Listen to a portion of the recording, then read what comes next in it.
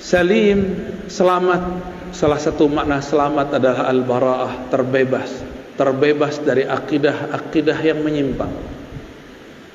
Materi kita pada pagi ini insyaallah tentang sesuatu yang membuat hati tenang insyaallah, mengenai akidah Ahlus Sunnati wal Jamaah. Suatu kali Nabi ditanya, "Wahai Rasulullah, siapakah kelompok yang selamat itu?" Nabi mengalamkan sebelumnya, "Sataftariku ummati ala 73 firqah." Umatku akan terpecah menjadi 73 golongan. Semuanya masuk neraka, kulluha finnar illa firqah wahidah, kecuali satu kelompok. Man hiya ya Rasulullah? Nabi ditanya, siapakah mereka wahai Rasulullah? Nabi menjawab, ma ana alaihi wa ashabi, yaitu kelompok yang ana alaihi, aku menjadi imamnya, aku menjadi orang yang dia ikuti. Wa ashabi, jika dia tidak bertemu aku, dia mengikuti sahabat-sahabatku. Inilah yang disebut bersanad, berguru. Lalu apakah yang Nabi ajarkan kepada para sahabat? Bertahun-tahun lamanya Nabi hanya diturunkan surat Al-Ikhlas, Qul huwallahu ahad.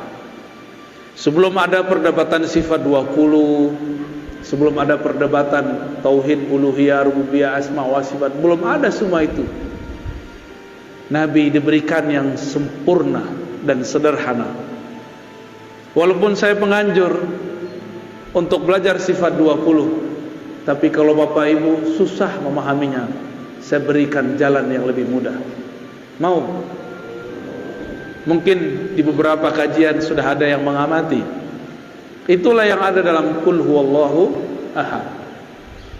Suatu kali ada seorang panglima Rasulullah sallallahu alaihi wasallam diperintahkan untuk memimpin perang, sekaligus memimpin sholat. Setiap satu rakaat, 2 rakaat, di akhir rakaat dia selalu membaca Qul huwallahu ahad. Para sahabat merasa aneh, Rasulullah tidak pernah lakukan itu, kenapa dia lakukan? Ternyata beberapa Rasulullah sama, sahabat Rasulullah sama seperti orang-orang hari ini. Kalau Nabi tidak lakukan bid'ah.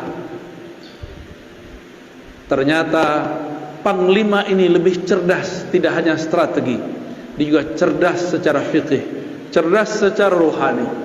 Meskipun dia tidak melihat Rasulullah melakukan ini, menutup setiap rakaat dengan Qul huwallahu ahad, tapi dia lakukan. Disinilah kita tahu bahwa tidak semua yang tidak Nabi lakukan itu bid'ah. Pulang dari perang, hadis Sahih Bukhari, Kitabut Tauhid, bab tauhid dalam Sahih Bukhari. Sahabat pemimpin panglima perang ini dilaporkan kepada Rasulullah oleh pasukannya, berharap ini pasukan si panglima disidang. Biasa ada karakter sampai saat ini ada yang begitu, suka melapor-laporkan orang, suka mengadu-adu orang. Tapi sahabat yang ini bukan ingin mengadu, ingin mengkonfirmasi benarkah yang dilakukan oleh pemimpinnya. Sampai kepada Nabi, Nabi kemudian bertanya kembali, tanyakan kepada panglimamu, kenapa ia membaca Qul huwallahu ahad di setiap rakaat. Jangan tanya kepadaku. Walaupun Nabi secara rohani diberitahu oleh Allah, tapi Nabi tidak berhukum dengan hukum yang sir. Nabi tidak berhukum dengan hukum gaib. Nabi tidak berhukum dengan hukum firasat. Nabi tidak berhukum dengan hukum kasyaf. Nabi berhukum dengan hukum zahir.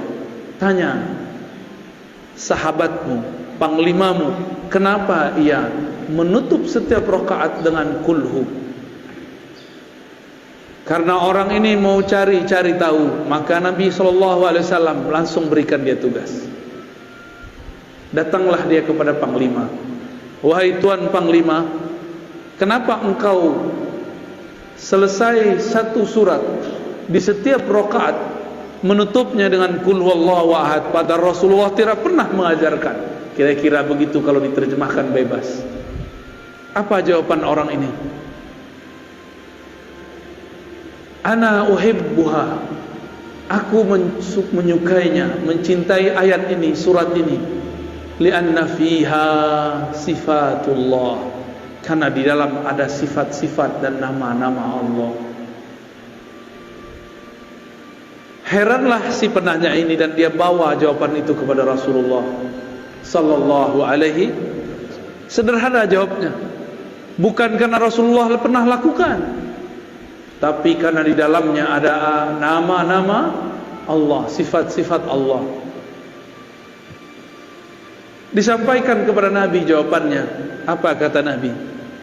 Akhbirhu, kabarkan kepada panglimamu, innallaha yuhibbu, Allah cinta kepadanya, karena dia cinta kepada sifat-sifatnya. Merinding sahabat ini. Disampaikan kepada Tuan Panglima, Panglima pun terharu. Maka meresapi membaca qul huwallahu ahad itu cukup. Seandainya Bapak Ibu tidak faham sifat 20, tidak masalah, karena inti sifat 20 adalah menjelaskan surat Al-Ikhlas. Paham Al-Ikhlas, paham sifat 20. Paham sifat 20, paham Al-Ikhlas. Inilah akan jadi oleh-oleh pada pagi ini untuk saudara-saudara yang hadir. Cara meyakini, mempercayai Allah secara mudah, semudah kita membacanya dan menghafalnya. Mau ya? Pertama, kul, katakan hai Muhammad, huwa Allah ahad. Sudah 3 ya. Huwa Allah ahad. Huwa bahasa Arab artinya dia. Biasanya kata dia disebut sebagai kata ganti ketiga, digunakan pada kalimat kedua. Tapi sekarang, atau pada kata-kata kedua, yaitu kata ganti setelah ada nama yang jelasnya. Ahmad membaca buku, titik, dia mau ujian. Dia ditulis setelah Ahmad, sekarang dibalik. Qul huwa Allah ahad. Katakanlah hai Muhammad, dia dulu, Allah ahad. Apakah Allah salah? Mungkinkah Allah salah? Siapa yang mengatakan Allah salah, dia kafir. Apakah Nabi Muhammad lupa? Yang mengatakan Nabi Muhammad lupa, dia fasik, zindiq, bahkan bisa kafir. Jangan-jangan kita yang tidak mengerti ilmunya. Mengatakan huwa di depan nama yang zahir, berarti huwa pada Allah bukanlah nama ganti, bukanlah kata pengganti. Huwa pada Allah adalah nama. Huwa pada Allah adalah nama. Lebih dulu huwa daripada Allah, sehingga disebutlah huwa ini adalah nama. Nama untuk menghilangkan selain namanya. Oleh karena itu ahli-ahli zikir tidak mempermasalahkan kalau berzikir hu Allah. Allah itu lafaznya dari alif lam lam ha, akhirnya adalah hu. Hu berarti dia juga. Lalu waw itu untuk apa? Waw ini disebut waw tambahan zaidah. Asalnya waw itu tidak ada, lalu diadakan dalam bahasa Arab, maka menjadi huwa. Sebenarnya boleh dibaca hu Allah. Berat nggak? Bisa ngikuti? Ya. Hu. Apa yang terjadi di situ? Ada nafas yang dibuang, benar nggak? Hu Allah. Imam Abdul Qahir Al-Baghdadi dalam kitab Usuluddin, Imam Ghazali Imam Al-Baihaqi, mereka sepakat bahwa huwa adalah ismun min asma'i, nama daripada nama-namanya. Namun orang-orang yang tidak mengerti mengatakan, apa itu zikir hu?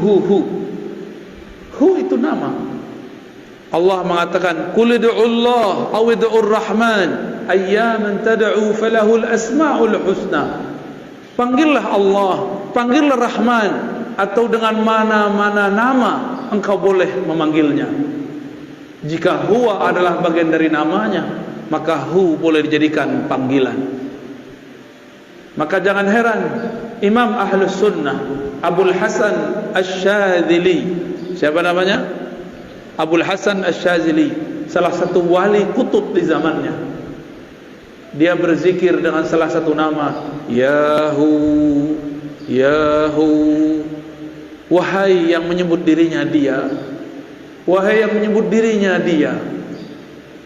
Ternyata di agama sebelumnya, agama Yahudi, mereka tidak boleh menyebut nama Allah, El. Mereka diperkenankan hanya menyebut nama Yahu, Yahweh. Sama. Yahweh bahasa Ibrani, Yahu bahasa Arab. Allah, Al itu bahasa Ibrani Suryani. El berarti Tuhan yang maha sempurna. Alif Lam berarti kesempurnaan. Jadi lafaz Allah itu sudah lafaz yang sangat umum dalam semua bahasa yang pernah ada. Bapak saudara yang makan Allah, itu baru hu. Kalau diteruskan panjang lagi. Saya kalau sebut dia, apakah dia dapat dilihat oleh mata? Dia manusia. Dia, huwa. Apakah dia dapat dilihat oleh mata? Tidak. Apakah bisa disentuh? Tidak. Maka huwa bermakna dia yang maha suci daripada sifat jismiyah, sifat kebendaan. Allah bukan benda. Benda itu ada benda kasar, ada benda halus. Meja ini benda kasar, Pak. Cahaya lampu, cahaya matahari itu benda halus dalam bahasa Arab. Jismun. Tiada benda kecuali bertempat. Allah huwa, bukanlah benda. Itulah maknanya. Jika Allah bukanlah benda, maka kita tidak perlu mentakwil istawa. Istawa alal arsy, istawa bersemayam di atas aras. Karena dia bukan benda, pastinya bukan menempati aras. Karena dia bukan benda, dia tidak memerlukan aras. Araslah yang memerlukan dia. Jika disebut yanzil, yanzilu Rabbuna, Rabb kita nuzul, turun. Karena dia bukan benda, turunnya bukan dari atas ke bawah. Disebut dalam Al-Quran, yadullah fawqa aydihim, tangannya di atas tangan mereka yang berbaiat. Karena dia bukan benda, maka tangannya bukan tangan ini, bukan juga tangan khayali, tapi hanya dia yang tahu maknanya. Inilah yang dikatakan oleh Imam Salafus Saleh, Imam Malik, Imam Syafi'i, Imam Ahmad, yang kemudian disalahartikan oleh sebagian kelompok. Apa kata imam-imam tersebut? Imam Syafi'i sebagaimana diriwayatkan oleh Imam Al-Baihaqi mengatakan, ala ma aradahu Allah wa rasuluh, istiwa, nuzul, yadun, tangan dan lain sebagainya, sesuai dengan yang Allah maksud, bukan yang engkau maksud. Apa maksud Allah? Ada yang tahu? Allah merahasiakannya, membayangkannya sama dengan membayangkan zatnya, dan itu adalah akidah yang batil. Ada orang bilang jangan bayangkan zat Allah, tapi dia membayangkan Allah duduk tanpa sengaja. Jangan bayangkan Allah, tapi dia tanpa sengaja membayangkan Allah turun dari aras ke bumi. Berarti dia main-main dengan kata bayang, membayangkan. Jika Allah itu bukan benda, bisakah dipikirkan? Nggak bisa dipikirkan. Dia hanya bisa dirasakan. Berat nggak? Baru pagi-pagi udah digoreng nih otaknya nih. tapi ruhnya senang, Pak. Makanya nggak tidur kan, pada ngantuk tuh. Itu jiwanya senang sekali tuh. Ini yang aku cari. Baru huwa Allah. Allah itu ada alif lam pada Allah. Itu artinya Sang Maha Sempurna, pemilik semua kesempurnaan. Sang Maha Indah, pemilik semua keindahan. Itu mana dari Allah. Dan orang kalau baca Allah, apa yang terjadi? Mulutnya kebuka nggak? Nafasnya keluar. Maka orang-orang yang sering baca ya Allah, bebannya akan hilang, bebannya akan ringan, karena Allah lepaskan dengan namanya. Tiadalah nama Allah masuk pada suatu kolbu, melainkan kolbunya lebih bercahaya dan berkualitas. Kolbunya menjadi berat jika dihisap, lebih berat dari langit dan bumi. Makanya kolbu-kolbu wali-wali Allah dipenuhi dengan namanya Allah. Nafasnya dipenuhi namanya Hu. Maka tiada lagi dalam diri orang ini, dari nafas sudah ada Hu, dalam darahnya sudah ada Allah, lafaz Allah. Kalau demikian, maka syaitan tidak dapat mengganggunya. Meskipun tubuhnya bisa dikuasai, tapi kolbunya menjadi singgasana Allah Subhanahu wa ta'ala.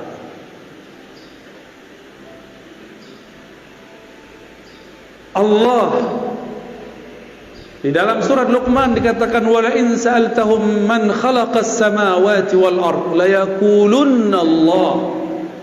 Jika engkau bertanya kepada orang-orang kafir, orang-orang musyrik, maksudnya musyrik Makkah, siapakah yang menciptakan langit dan bumi? Mereka akan menjawab Allah. Berarti musyrik Mekah pun tahu bahwa pencipta langit dan bumi adalah Allah. Mereka sekedar tahu, tapi pengetahuannya tidak sempurna, maka dibatalkan di belakang. Qul alhamdulillah, katakanlah syukurlah kalau begitu. Bal aktsaruhum la ya'lamun. Tapi sebenarnya mereka enggak mengerti. Sayang, ayat ini untuk orang kafir dan musyrik, tapi oleh kawan kita sebelah digunakan untuk orang sesama muslim.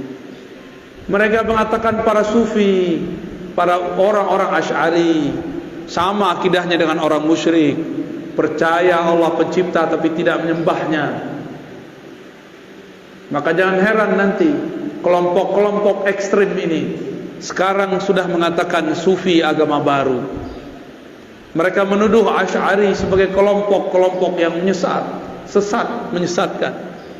Mereka akan menyebut selain kelompok dia sesat, padahal mereka kelompok kecil tapi suaranya sangat berisik.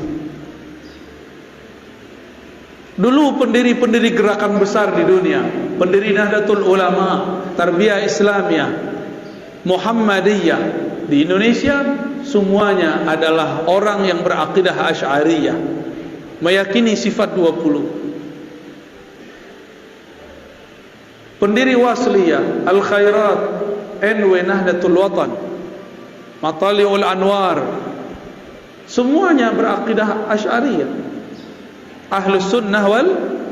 Tiba-tiba mereka sekarang bilang Asy'ari bukan Ahlus Sunnah.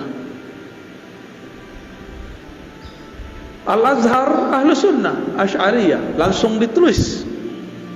Ulama habaib di Yaman, Hadramaut, Al-Habib Umar, Al-Habib Al-Adni, semuanya berakidah Ahlus Sunnah Asy'ariyah. Guru saya Syekh Taufik Al-Buti punya ayah Muhammad Ramadan Al-Buti, Muhammad Sa'ir Ramadan Al-Buti, akidahnya pun Ahlus Sunnah. Syekh Wahbah Zuhaili, ahli fikih abad ini yang baru saja wafat, beliau juga Ahlus Sunnah. Guru kami Syekh Badi Sayyid Al-Laham mengatakan jika ada orang mau buat mazhab zaman ini, Wahbah Zuhailah imamnya, tapi dia tidak mau buat mazhab baru. Tapi tiba-tiba datang sekelompok mengatakan Asy'ari bukan Ahlus Sunnah,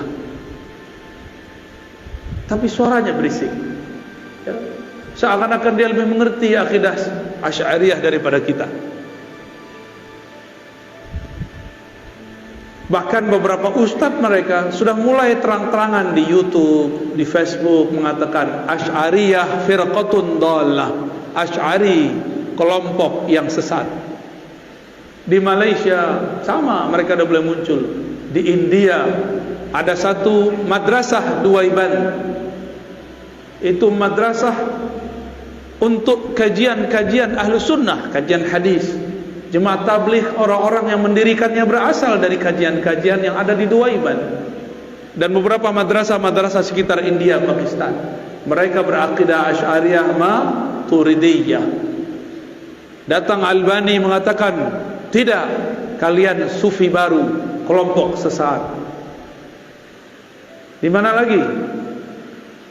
Di Turki ada Badi'uz Zaman Said Nursi. Beliau memegang 7 thariqah lebih kurang. Salah satu thariqah yang ia sebut dalam Masnawinya adalah thariqah An-Naqsyabandiyah. Zikirnya disebutkan zikir khafi. Said Nursi juga dianggap sesat oleh mereka karena Said Nursi berakidah Asy'ariyah Maturidiyah. Itu gerakan hampir satu zaman.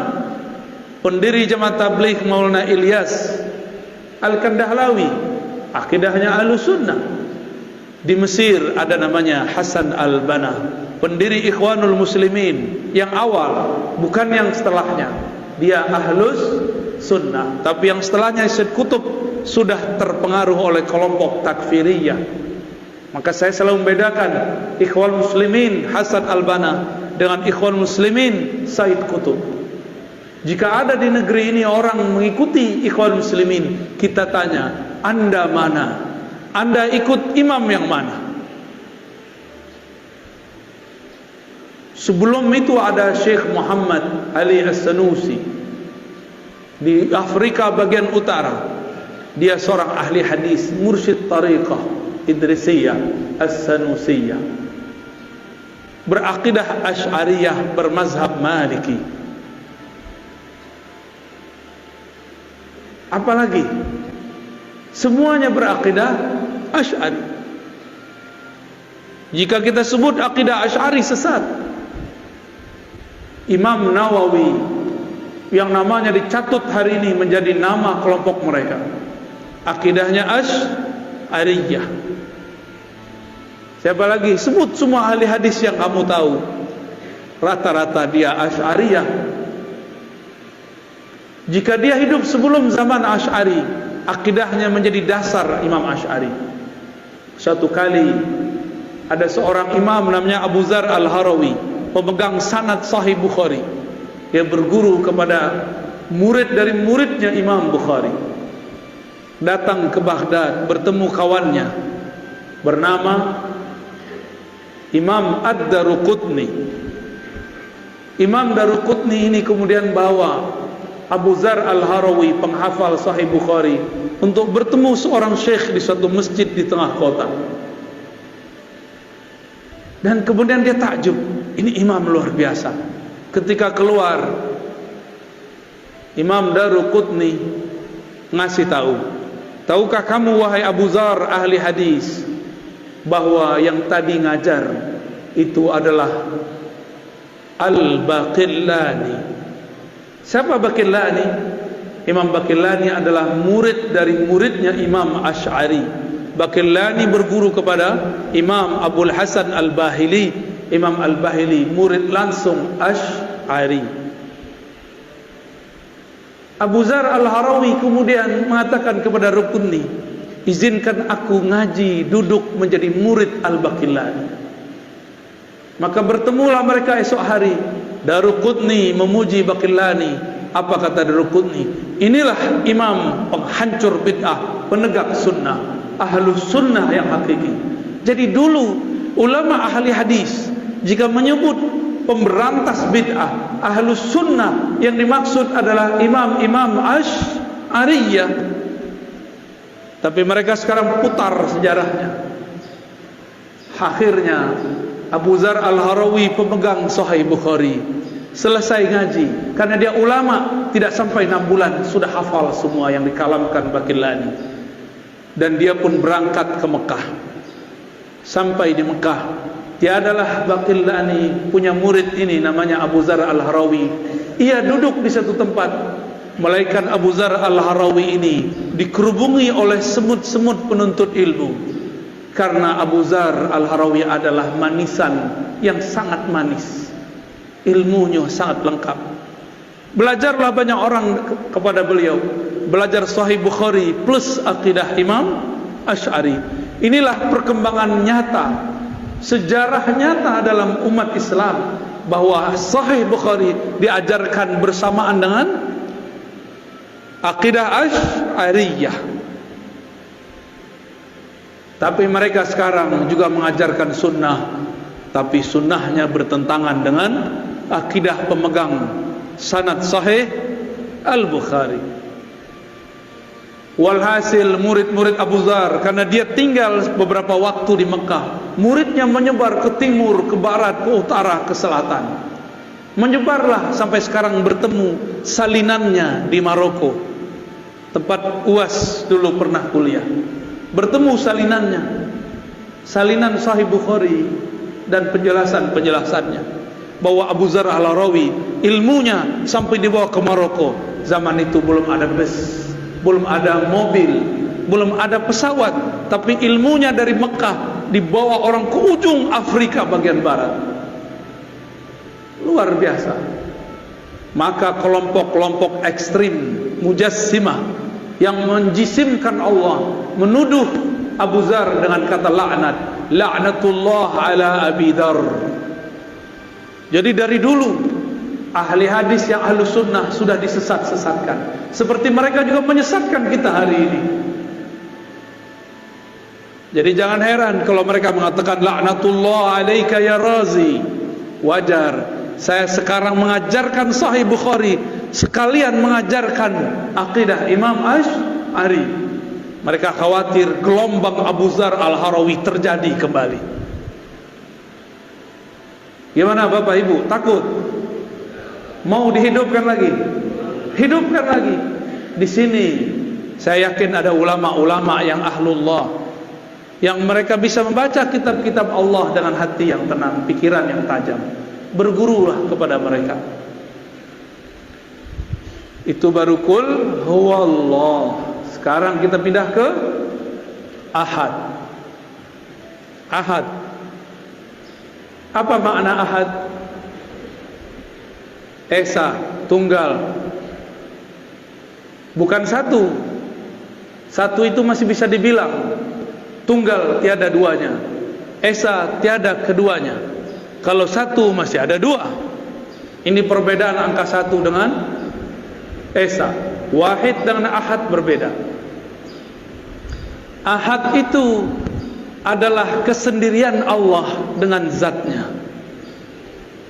Bisa diulangi. Ahad itu kesendirian Allah dengan zatnya. Tiada bersamanya kecuali dia semata-mata. Tiada insan, tiada ar-razi, tiada masjid ini, tiada kecuali hanya dia. Maka disebutlah ahad itu namanya yang qadim. Nama apa? Qadim adalah masa sebelum adanya suatu masa azali. Alam kita sekarang disebut dengan alam nyata, alam ciptaan, masa ciptaan. Ini dia. Sebelum alam ini ada namanya azali. Sebelum azali ada namanya qadim. Jadi tahu beda qadim dengan azali? Karena beberapa ustadz di pesantren pun bingung apa beda qadim dan azali.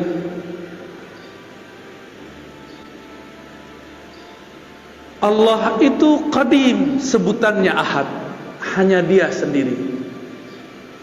Qadim berarti ma la yasbikuhu ahadun, ma la yasbikuhu adamun. Allah yang tidak pernah tidak ada. Tidak pernah tidak ada. Negatif kali negatif positif. Tidak berarti iya. Tidak pernah tidak ada berarti selalu ada. Negatif kali negatif positif. Itu makna dari qadim. Maka ahad adalah sifat Allah, sifat zatnya dan sifat salbiyahnya. Apa arti salbiyah? Sifat yang menafikan yang tidak pantas kepada Allah Subhanahu wa ta'ala. Tapi lebih tepat kita artikan yang pertama. Inilah sifat zatnya, dia hanya sendiri. Inilah kalam dari Abu Dzar yang dia dapatkan dari riwayat-riwayat Imam Bukhari. Imam Bukhari dapat dari Abu Musa al-Ash'ari, kakek dari Imam Ash'ari. Abu Musa al-Ash'ari radhiyallahu anhu bertanya, "Wahai Rasulullah, kaifa kana Rabbuna?"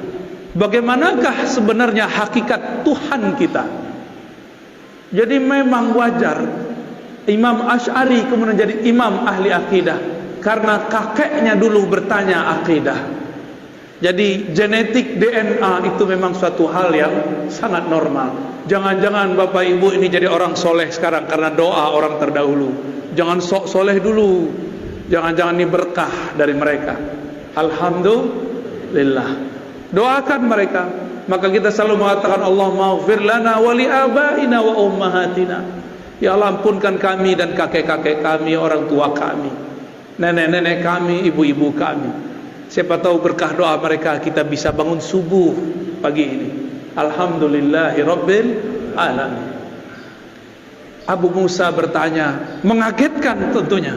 Tapi bagi Rasulullah girang. Kenapa? Ada sahabatnya yang bertanya yang canggih. Nabi jawab, Kana Allah wa la syai'a ma'ah. Itulah makna ahad. Kana Allah, Allah ada. Kana itu bentuk lain daripada kana kainan, kana maujudan. Dia ada. Disitulah muncul kata wujud, ada dalam hadis tapi tersirat. Yang mengerti ahli akidah, orang cuma ngerti bahasa Arab tidak faham. Maka ada orang mengatakan tidak ada wujud dalam Al-Quran. Betul, tapi secara makna ada. Itu maksud orang yang ngomong gini, cuma dipelintir oleh sebagian orang supaya mengadu umat dengan tokoh-tokohnya. Saya memang mengkritisi beliau, tapi saya juga mengkritisnya secara jujur. Haram mempelintir kata-kata kalau belum selesai kalimatnya. Kritiklah dia, tapi jangan mengkritiknya dengan berbohong atas namanya. Apa kata Nabi? Kana Allah wa la syai'a ma'ah. Dia ada, tiada satu pun bersamanya. Dia ada, tiada Ahmad. Dia ada, tiada Muhammad. Dia ada, tiada alam. Dia tiada ada, kita belum ada. Belum ada langit, belum ada bumi, belum ada arasy, belum ada solat, belum ada zakat, belum ada doa, belum ada. Dia sudah menetapkan dalam ilmunya yang qadim bahwa pada saat ini, detik ini, tanggal ini, hari ini akan ada orang berkumpul bercerita tentangnya, tentang ahadiyahnya, betapa bahagianya Allah, tersenyum Allah melihat orang yang menikmati nama-namanya disebut. Paham tidak paham, dia ridha. Inilah yang dikatakan Nabi, jika engkau melewati suatu taman-taman surga, farta'u, petiklah.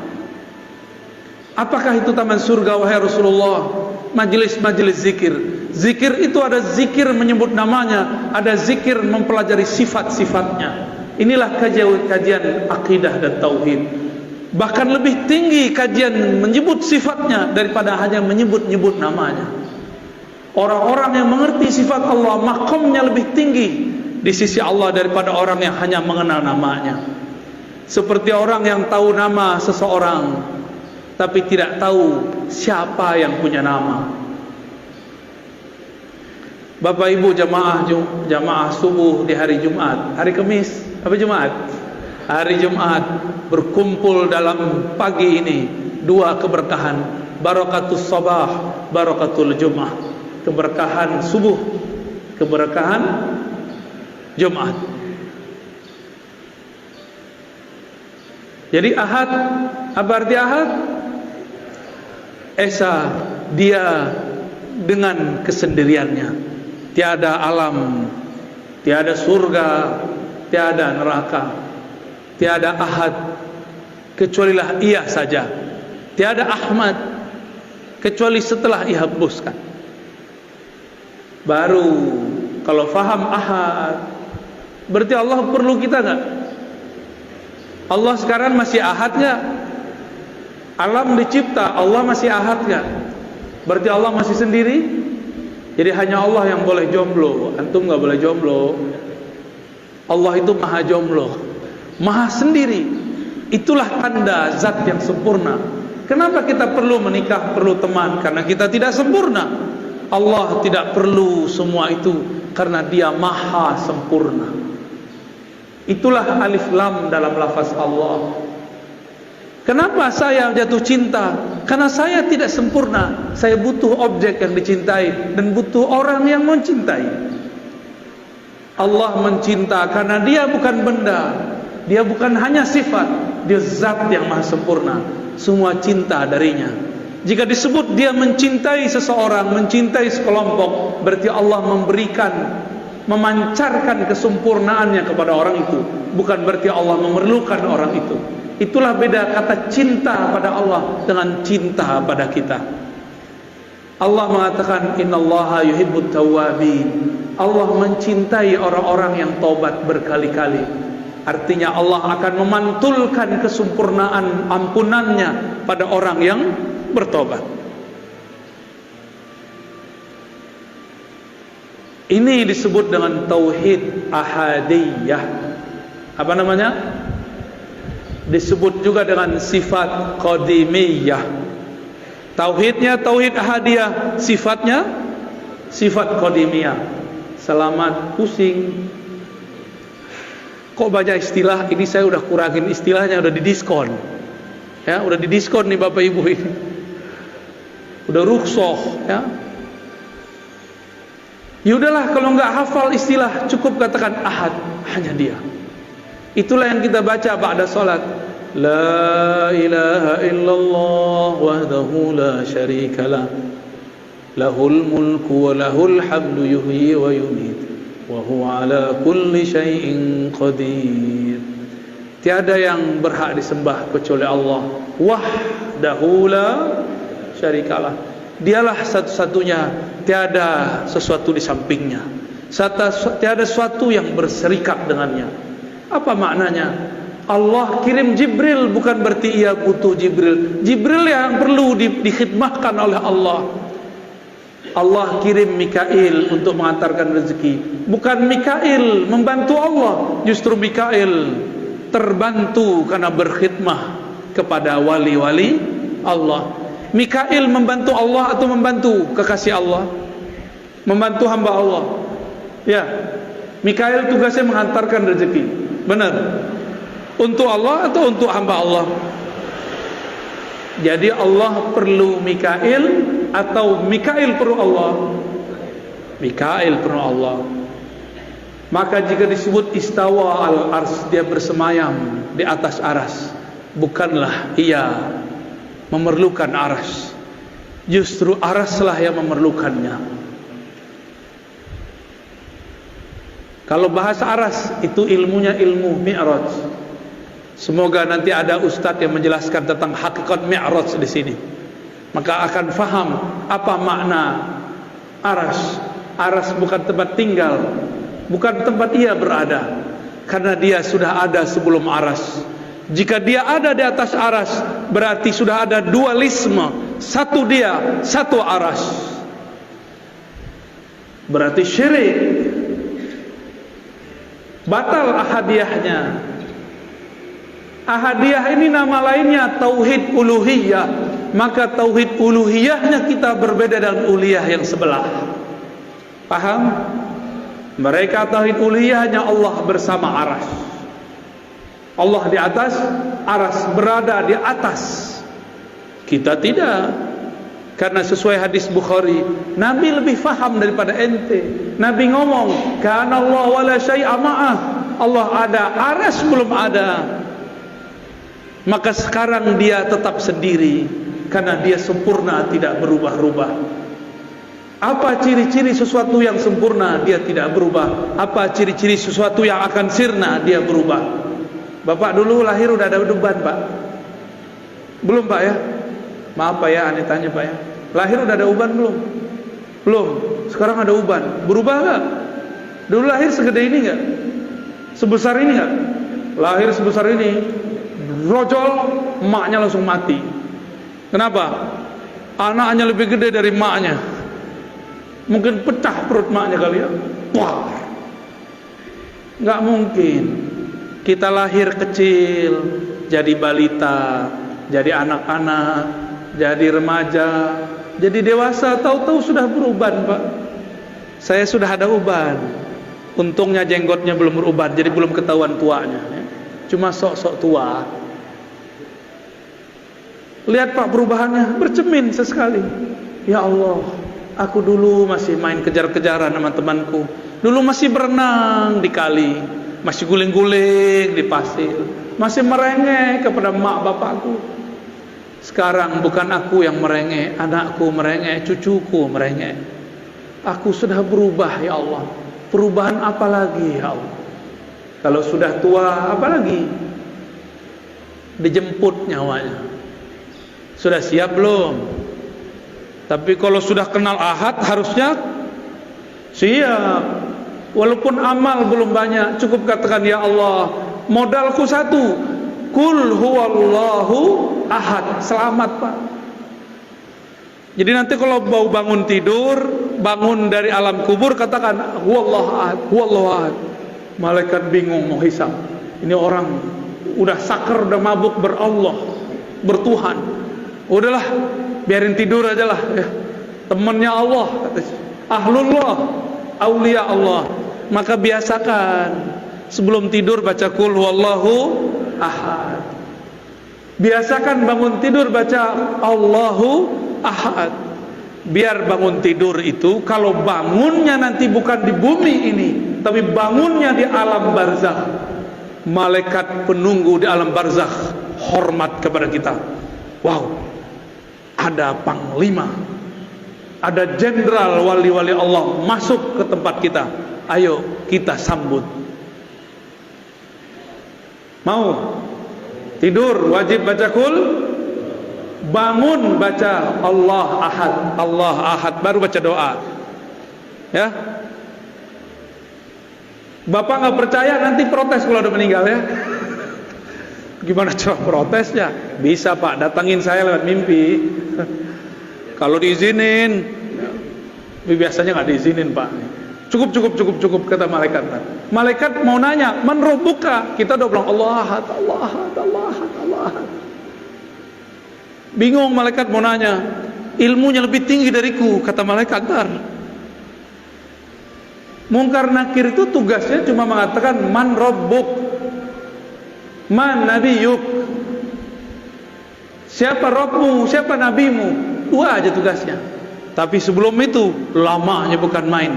Antara dia dimatikan dan dia dikuburkan, dari dikuburkan sampai ditanya man rabbuka, lamanya bukan main.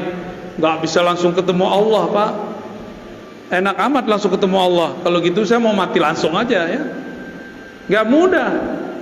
Kecuali wali. Wali itu diizinkan.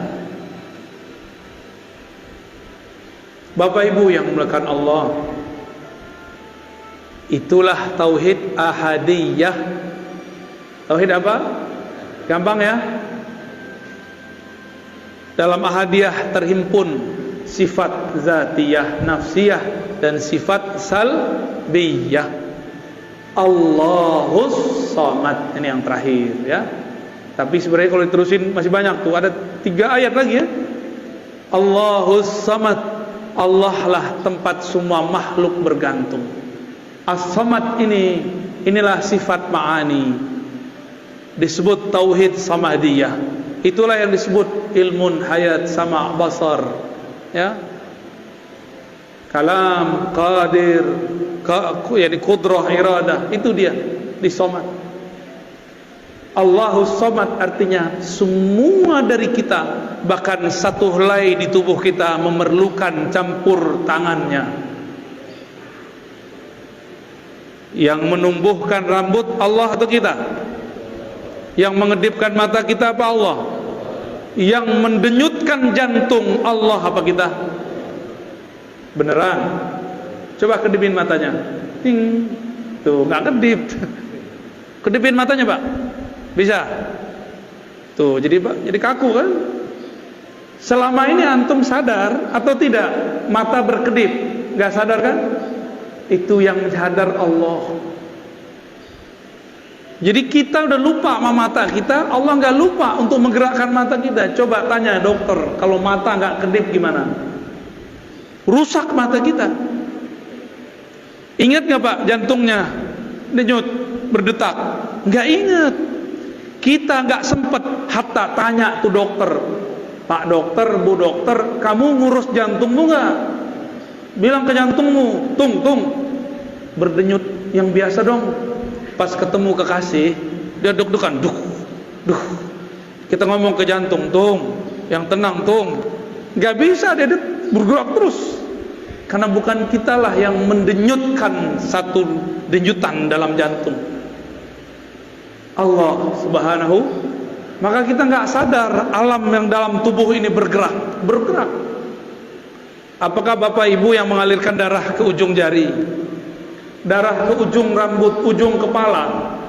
Ya, rambut kita kan tumbuh di kepala. Di kepala itu ada darah pastinya. Jika dia tersumbat, jadilah uban. Jadi itu udah alarm itu Pak. Bukan nakut-nakutin Pak, emang ini menakutkan ya. Selamat ketakutan. Allahus Samad. Jangankan alam semesta ini, tubuh yang kecil ini 100% semua adalah pancaran dari Samadnya. Maka kita ini tiada hidup kecuali karena Allahus Samad. Dalam As-Samad itu adalah berkata kun. Jika dia berkehendak, dia berkata kun. Dua sifat ini, ahadiyah, samadiyah, itu gabungan jadi sifat 20. Gampang toh? Tuh khatam langsung sifat 20. Cuma detailnya belum. Mahal itu Pak. Mahalnya tidak dapat dibeli, tapi karena sayang dikasih jua. Alhamdulillah Rabbil Alamin. Ya, udah cukup. Cukup lah Pak. Ada pertanyaan? Gak ada ya?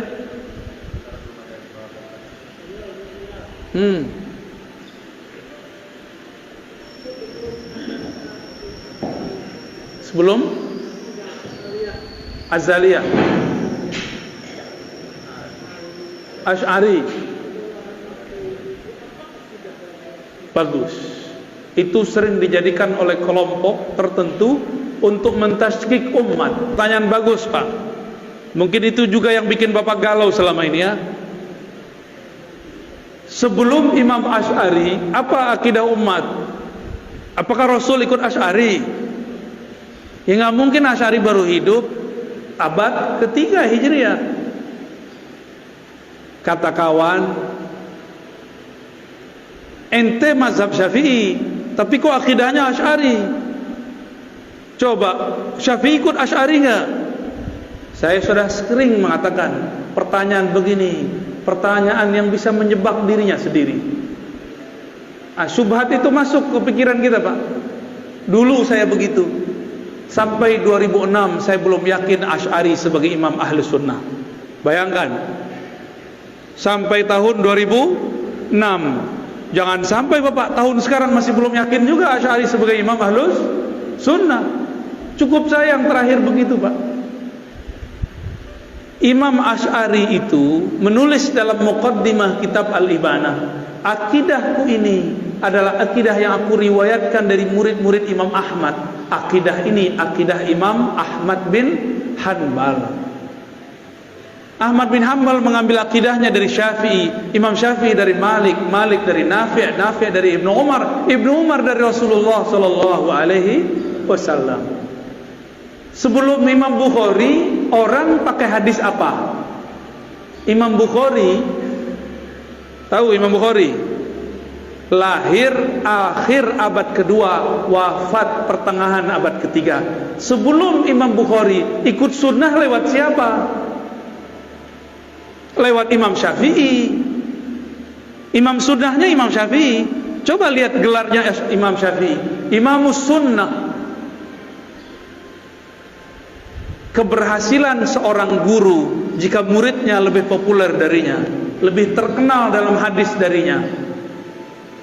Imam Syafi'i punya murid Ahmad bin Hanbal, Imam Syafi'i punya murid Al-Qarabisi, punya murid Al-Humaidi, mereka punya murid namanya Al-Bukhari. Al-Bukhari lebih terkenal dalam hadis daripada kakek gurunya Al-Imam Syafi'i. Walaupun Bukhari punya kitab Tauhid di Sahih Bukhari, tapi yang lebih terkenal sebagai Imam Tauhid adalah murid dari muridnya, yaitu Imam Asy'ari. Imam Asy'ari itu berguru ke murid-muridnya Imam Bukhari, maka akidahnya sama. Saya pastikan dan saya jamin akidah Asy'ari itulah akidahnya Bukhari. Saya tanya lagi, sebelum Bukhari kalau ikut sunnah lewat siapa? Nah, ini yang disebut sanad. Jadi jangan kebalik-balik. Kenapa kita nggak ikut akidah Syafi'i saja? Ya, Imam Syafi'i tidak menulis risalah dalam akidah, tapi pernah mengkalamkan tentang akidah. Kalamnya dikumpulkan oleh para imam, masuklah ke dalam kitab Al-Baihaqi, judulnya Manaqib Al-Imam Syafi'i. Muncullah orang memfitnah akidah Asy'ariyah berbeda dengan Asy'ari. Sok tahu ente ya, memalsukan sejarah Imam Asy'ari itu bagi mereka biasa. Mereka katakan Imam Asy'ari 3 periode, kayak mau jadi presiden 3 periode ya. Jadi akidah Asy'ari, sebelum Asy'ari akidahnya apa? Akidah Imam Ahmad. Berarti akidah Asy'ari sama dengan Ahmad? Sama. Sebelum Imam Ahmad bin Hanbal akidahnya akidah siapa? Akidah Syafi'i. Sebelum Syafi'i sebenarnya di wilayah Kufah ada seorang imam namanya Abu Hanifah. Akidahnya akidah Imam Abu Hanifah. Dari Abu Hanifah turun nanti ke Tohawi, turun nanti ke Maturidi. Jadi ada 2 cabang dari mazhab Abu Hanifah, Tohawiyah, Maturidiyah. Cuma mereka tidak tinggal di ibu kota umat Islam, yaitu Baghdad. Makanya akidah mereka tidak sepopuler Imam Asy'ari. Imam Asy'ari tinggal di Basrah, hijrah ke Baghdad, menjadi imam ahlu sunnah di semua wilayah. Kenapa? Kalau Indonesia kayak Jakarta, kalau Malaysia kayak Kuala Lumpur. Karena dia terkenal di ibu kota negara, maka namanya masuk kemana-mana. Dulu belum ada YouTube, Pak. Ya, kalau ada YouTube, mungkin Imam Tahawi bisa jadi lebih populer.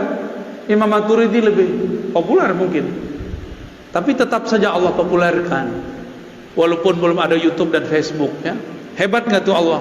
Sebanyak itu imam, kenapa cuma 3 imam ini yang Allah populerkan akidahnya? Dari 3 itu kenapa cuma 2 yang paling tegas? Dari 2 itu Asy'ariyah kemudian mewakili 3 itu. Maka ulama di Saudi pun, Syarif Hatim Al-Auni ya, banyak lagi mengatakan sepakat 90% umat Islam di dunia itu akidahnya Ahlussunnah Asy'ariyah Maturidiyah. Kalau ada kelompok yang mengatakan Asy'ariyah sesat, sama saja dia mengatakan sesat 90% umat Islam. Kan sudah mulai, Pak, dikampar ya. Mereka bilang NU sesat, Muhammadiyah sesat, Jamaah Tabaliyah sesat. Ya kan? Sudah ada yang berani ngomong, walaupun videonya kemudian dihapus, tapi kan sudah nyebar. Ketahuan ya, ketahuan jeroan ente. Mereka bencinya bukan main, akidah penuh kebencian. Kita nggak perlu benci mereka, kita cuma katakan kita berbeda, nggak usah benci-bencian. Karena mereka menyulut api kebencian, kita harus meredamnya.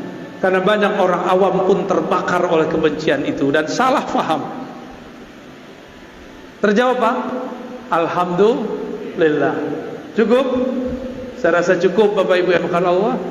Insyaallah di waktu duha atau sebelum Jumat nanti kami akan jalan kembali ke Jakarta lewat Pekanbaru, karena pesawatnya belum boleh ya, belum ada ya pesawat di sini, ikut karena corona dia ya.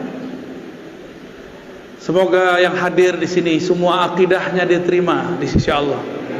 Semoga semua paham ahadiyah samadiyah. Mari kita berdoa. Allahumma ya Rahman ya Rahim, salli ala abdika Ahmad. Ya Allah, sampaikan salam rindu kami, cinta kami kepada baginda Nabi Ahmad, Nabi Muhammad. Ya Allah, Engkau yang mengetahui isi hati kami. Engkau tahu bahwa di kalbu kami kurang banyak nama Engkau, sangat banyak nama-nama selain Engkau. Famla' qulubana bi asma'ika wa sifatik. Maka pagi ini ya Allah, di pagi penuh berkah ini ya Allah, dengan keberkahan namamu Ahad Samad, dengan kemuliaan surat Qul Huwallahu Ahad, maka berikan cahaya di kalbu kami, cahaya namamu Al-Ahad, cahaya namamu As-Samad. Ya Allah, bi ahadiyatik, dengan kekuatan ahadiyahmu, hidupkan kami dalam tauhid yang benar. Ya Allah, matikan kami jika Engkau cabut nyawa kami dengan tauhid yang sempurna. Bangkitkan kami di alam kubur, di padang mahsyar dengan tauhid yang luar biasa.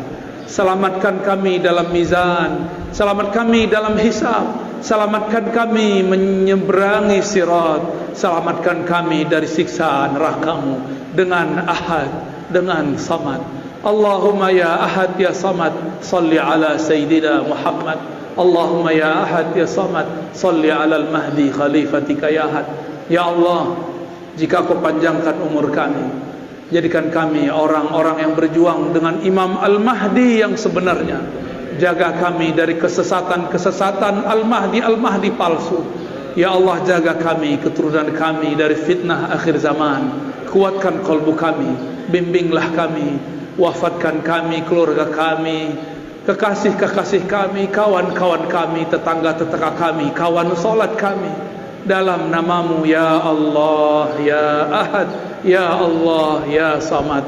Ya Allah, la ilaha illallah, la ilaha illallah, la ilaha illallah, Muhammadur Rasulullah sallallahu alaihi wasallam.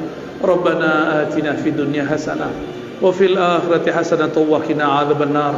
Ya Allah, jadikan kami bahagia denganmu di dunia dan di akhirat. Waqtim lana bi husnil khatimah, tutup kami dengan husnul khatimah.